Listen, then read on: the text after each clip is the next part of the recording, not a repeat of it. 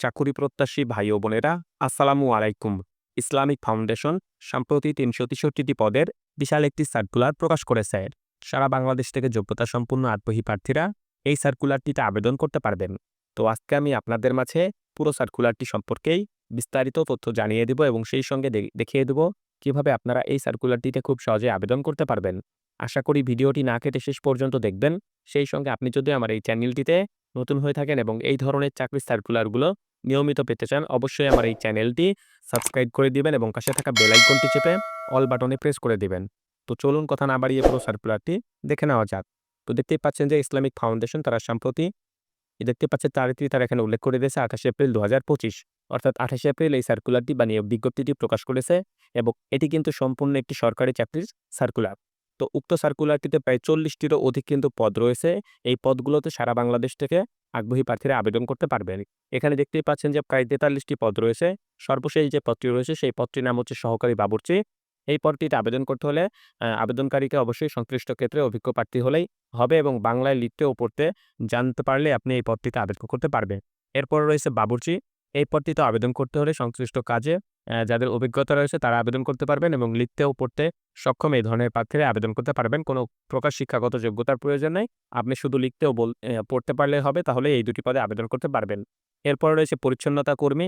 এই পদটিতে আবেদন করতে হলে ৮ম শ্রেণী পাস হতে অথবা মাদ্রাসা শাখা থেকে পাস করলে আপনি আবেদন করতে পারবেন। এরপর রয়েছে নিরাপত্তা প্রহরী।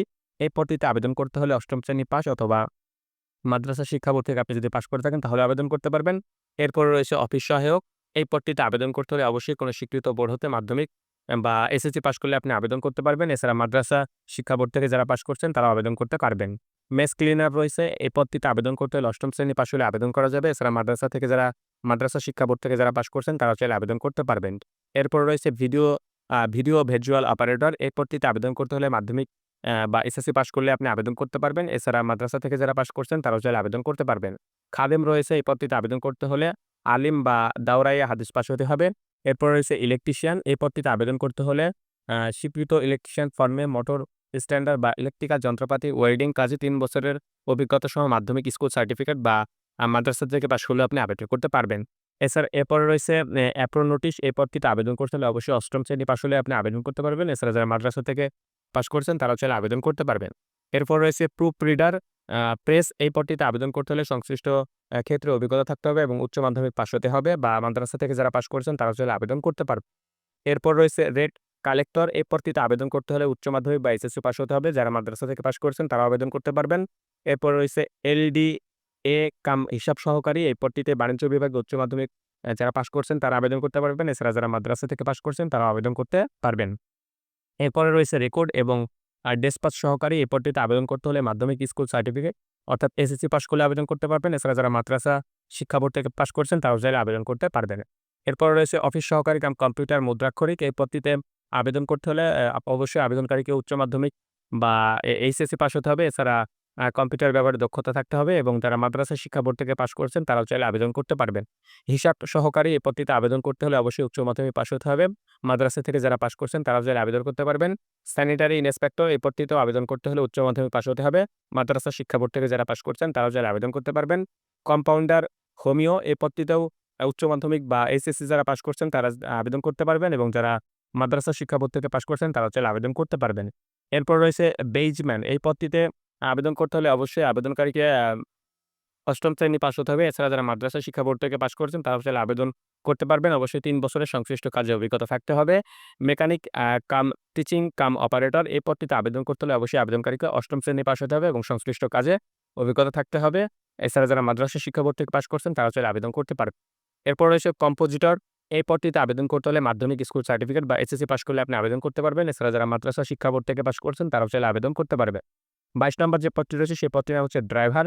এই পদটিতে আবেদন করতে হলে অবশ্যই ৮ম শ্রেণী পাস হতে হবে। এছাড়া যারা মাদ্রাসা শিক্ষা বোর্ড থেকে পাস করেছেন তারাও চাইলে আবেদন করতে পারবেন। অবশ্যই মোটরযান চালানোয় বৈধ ড্রাইভিং লাইসেন্স এবং অভিজ্ঞতা সম্পন্ন প্রার্থী হতে হবে। এরপর রয়েছে বিক্রয় সহকারী। এই পদটিতে আবেদন করতে হলে অবশ্যই উচ্চ মাধ্যমিক সার্টিফিকেট বা যারা মাদ্রাসা শিক্ষা বোর্ড থেকে পাস করছেন তারাও চাইলে আবেদন করতে পারবেন।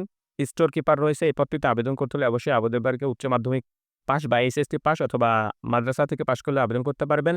Security supervisor. এই পদটিতে আবেদন করতে হলে সংশ্লিষ্ট ক্ষেত্রে ৩ বছরের অভিজ্ঞতা সহ মাধ্যমিক বা এসএসসি পাস করলে আপনি আবেদন করতে পারবেন। এছাড়া যারা মাদ্রাসা শিক্ষা বোর্ড থেকে পাস করছেন, তারাও চাইলে আবেদন করতে পারবেন। ব্লক মেকার রয়েছে, এই পদটিতে আবেদন করতে হলে সংশ্লিষ্ট ক্ষেত্রে ৩ বছর অভিজ্ঞতা সহ মাধ্যমিক স্কুল সার্টিফিকেট পাস হতে হবে। যারা মাদ্রাসা শিক্ষা বোর্ড থেকে পাস করছেন, তারাও চাইলে আবেদন করতে পারবেন। এরপর রয়েছে লেদ মেকার, সংশ্লিষ্ট ক্ষেত্রে ৫ বছর অভিজ্ঞতা সহ মাধ্যমিকই পাস হতে হবে অথবা মাদ্রাসা শিক্ষা বোর্ড থেকে পাস করলে আবেদন করতে পারবেন। এরপর রয়েছে মুয়াজ্জিন। মুয়াজ্জিনে আবেদন করতে হলে অবশ্যই সংশ্লিষ্ট ক্ষেত্রে ৩ বছর অভিজ্ঞতা সহ আলিম অথবা দাওয়ারে হাদিস পাস হতে হবে অথবা সমমান অর্থাৎ এসএসসি পাস করলেও আপনি আবেদন করতে পারবেন। এরপরে রয়েছে ল্যাবরেটরি টেকনিশিয়ান। এই পদটিতে আবেদন করতে হলে অবশ্যই আবেদনকারীকে উচ্চ মাধ্যমিক বা এইচএসসি পাস হতে হবে। এছাড়া যারা মাদ্রাসা শিক্ষা বোর্ড থেকে পাস করছেন, তারাও চাইলে আবেদন করতে পারবেন। এরপর রয়েছে মনোকাস্টার। এই পদটিতে আবেদন করতে হলে অবশ্যই আবেদনকারীকে সংশ্লিষ্ট ক্ষেত্রে ৩ বছরের অভিজ্ঞতা সহ মাধ্যমিক স্কুল সার্টিফিকেট বা মাদ্রাসা শিক্ষা বোর্ড থেকে পাস করলে আপনি আবেদন করতে পারবেন। এরপরে রয়েছে মেশিন ম্যান।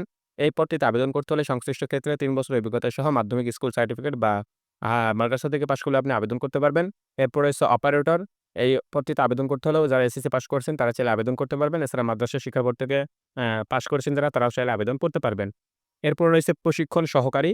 এই পদটিতে আবেদন করতে হলে কোনো স্বীকৃত বিশ্ববিদ্যালয় থেকে স্নাতক ডিগ্রি পাস হতে হবে, তাহলে আপনি আবেদন করতে পারবেন। এছাড়া যারা মাদ্রাসা থেকে পাস করেছেন, তারাও চাইলে আবেদন করতে পারবেন। এরপর রয়েছে আ কোয়ারেক কেয়ারটেকার ইপ্রো এ। এই পদটিতে আবেদন করতে হলে সংশ্লিষ্ট ক্ষেত্রে ৩ বছরের অভিজ্ঞতা সহ স্নাতক ডিগ্রি পাস হতে হবে। এছাড়া যারা মাদ্রাসা শিক্ষা বোর্ড থেকে পাস করছেন, তারাও চাইলে আবেদন করতে পারবেন। এরপর রয়েছে হিসাবরক্ষক। এই পদটিতে আবেদন করতে হলে অবশ্যই বাণিজ্য বিভাগ থেকে স্নাতক ডিগ্রি পাস হতে হবে অথবা মাদ্রাসা শিক্ষা বোর্ড থেকে পাস করলে আপনি আবেদন করতে পারবেন। এরপর রয়েছে স্টেনোগ্রাফার। এই পদটিতে আবেদন করতে হলে উচ্চ মাধ্যমিক বা এইচএসসি পাস হতে হবে। এছাড়া যারা মাদ্রাসা থেকে পাস করছেন, তারা চাইলে আবেদন করতে পারবেন। এরপর রয়েছে লেডি ফার্মাসিস্ট। এই পদটিতে আবেদন করতে হলে উচ্চ মাধ্যমিক সার্টিফিকেট বা এইচএসসি পাস হতে হবে। এছাড়া যারা মাদ্রাসা শিক্ষা বোর্ড থেকে পাস করছেন, তারাও চাইলে আবেদন করতে পারবেন। এরপর রয়েছে হোমিও কম্পিউটার। এই পদটিতেও আ আবেদন করতে হলে অবশ্যই আবেদনকারীকে উচ্চ মাধ্যমিক পাস বা ডিপ্লোমাধারী হতে হবে অথবা মাদ্রাসা থেকে পাস করলেও আবেদন করতে পারবেন। এরপরে রয়েছে লাইন ও মেশিনম্যান। এই পদটিতে আবেদন করতে হলে অবশ্যই আবেদনকারীকে উচ্চ মাধ্যমিক পাস বা মাদ্রাসা শিক্ষা বোর্ড থেকে পাস করলে আবেদন করতে পারবেন। এরপর রয়েছে ক্যাটাল গার্ড।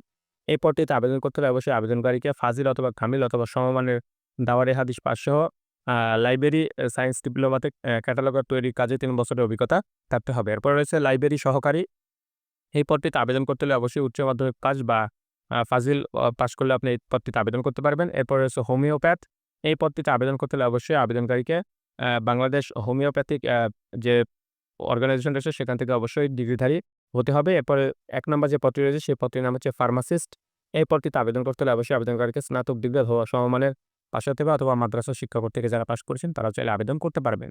তো প্রত্যেকটি পদেরই ক্ষেত্রে কিন্তু ভিন্ন, ভিন্ন অভিজ্ঞতা চেয়েছে অথবা অনেকগুলো পদ রয়েছে যেগুলোতে কোনো প্রকার অভিজ্ঞতা ছাড়াই আবেদন করা যাবে। আপনারা নিজ থেকে ভালোভাবে দেখে নেবেন। প্রত্যেকটি পদের যদি বিস্তারিত তথ্য আমি আপনাদেরকে জানাতে চাই, তাহলে ভিডিওটি অনেক বড় হয়ে যাবে, দীর্ঘ হয়ে যাবে। যে কারণে আমি সংক্ষেপে আপনাদেরকে পদের নামগুলো এবং কোন, কোন শিক্ষাগত যোগ্যতায় আপনি আবেদন করতে পারবেন, সেগুলো আপনাদেরকে জানিয়ে দিয়েছি। বাকিগুলো আপনারা নিজ থেকে ভালোভাবে বিস্তারিত তথ্য জেনে আপনি কোন পদের জন্য যোগ্য বা কোন পদে আবেদন করতে আগ্রহী, সেই পদটিতে আপনি নিজ থেকে আবেদন করে নিবেন।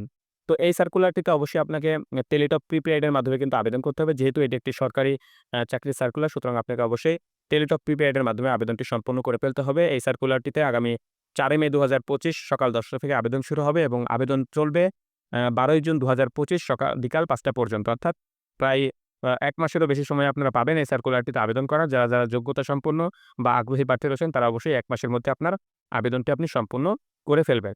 কিভাবে আপনারা আবেদন করবেন এবং কোন, কোন কাগজপত্র লাগবে, পরবর্তীতে তারা বিস্তারিত তথ্য পুরো সার্কুলারে স্পষ্টভাবে উল্লেখ করে দিয়েছে। এগুলো আপনারা নিজ থেকে ভালোভাবে পড়ে নিবেন। পড়ে নেওয়ার পরে আপনি আপনার আবেদনটি সম্পূর্ণ করবেন। আপনার কাছে যদি আবেদন প্রক্রিয়াটি জটিল বা কঠিন মনে হয়, আপনি কোনো দক্ষ কম্পিউটারের দোকানে যাবেন। যারা বিভিন্ন সরকারি, বেসরকারি চাকরিতে আবেদন করে, এই ধরনের কোনো দক্ষ কম্পিউটারের দোকানে গিয়ে আপনি আপনার আবেদনটি সম্পূর্ণ করে ফেলবেন।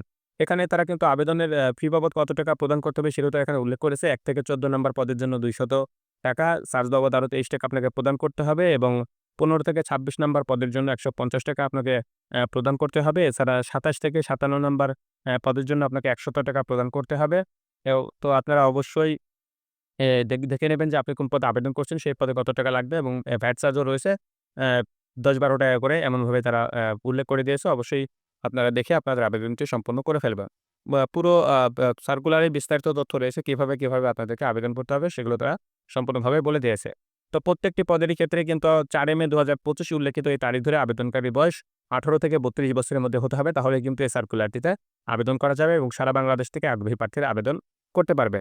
তো এই সার্কুলারটি আজকে প্রকাশিত হয়েছে তাদের যে অফিসিয়াল ওয়েবসাইটটি রয়েছে বাংলাদেশ ইসলামিক ফাউন্ডেশন, সেই ওয়েবসাইটে প্রকাশিত হয়েছে। আপনারা চাইলে এই ইসলামিক ফাউন্ডেশনের ওয়েবসাইটে গিয়ে আপনারা এই সার্কুলারটি সংগ্রহ করতে পারেন। সেখান থেকে বিস্তারিত তথ্য জেনে নিতে পারেন এবং আপনার আবেদনটি সম্পন্ন করে ফেলতে পারেন। এছাড়া এই সার্কুলারটির লিঙ্ক আমি আমার ডেসক্রিপশন বক্সে শেয়ার করব। আপনারা চাইলে সেখান থেকে উক্ত সার্কুলারটি সংগ্রহ করতে পারেন, বিস্তারিত তথ্য জেনে নিতে পারেন। আপনাদের সবার জন্য শুভকামনা রইল। আজকের এই ভিডিওটি এ পর্যন্তই। সবাই ভালো থাকবেন। আল্লাহ হাফেজ।